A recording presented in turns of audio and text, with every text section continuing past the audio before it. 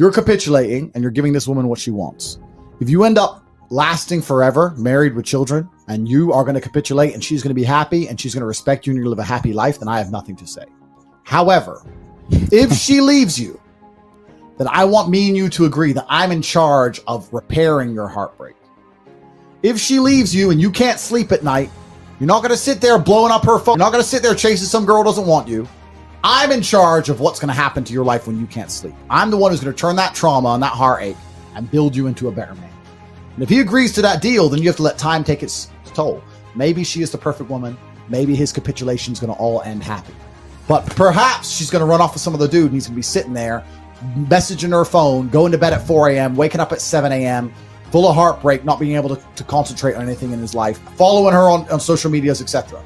If that's the case, then you need to come along with a battle plan for that. And I'll be honest with you, man. I will honestly contribute two of the facts that the reason I'm such an amazing kickboxer was to two things. One, I drank so much tequila when I was 18, I quit alcohol for 4 years, which was one of it. And two, when I was 20, me and my girlfriend broke up.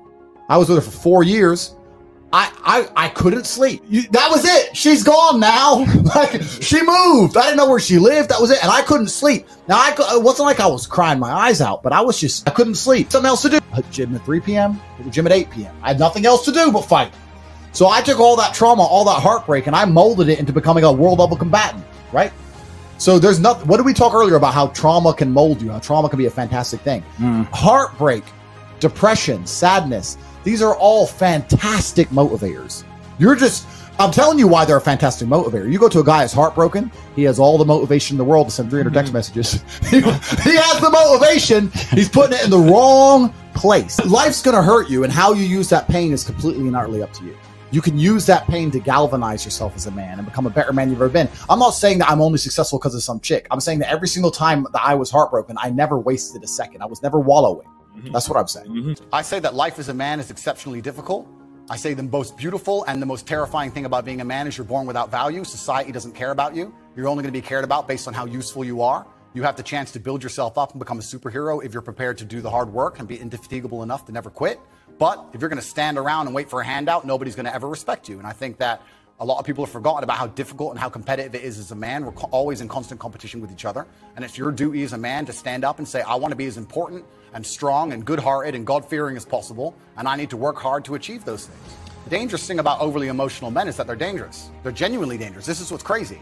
All these people who talk about toxic masculinity and how bad it is for men to be traditionally masculine. A traditionally masculine man does things he doesn't feel like doing because it is his duty to do them. He charges into the building because it is his duty. Not because he feels like it, because it is his duty. We're now teaching the new generation of men that they don't have duty and they can just act on their feelings and act how they feel, and they don't have to act as a man should. Do you know what happens when you get men who just act how they feel?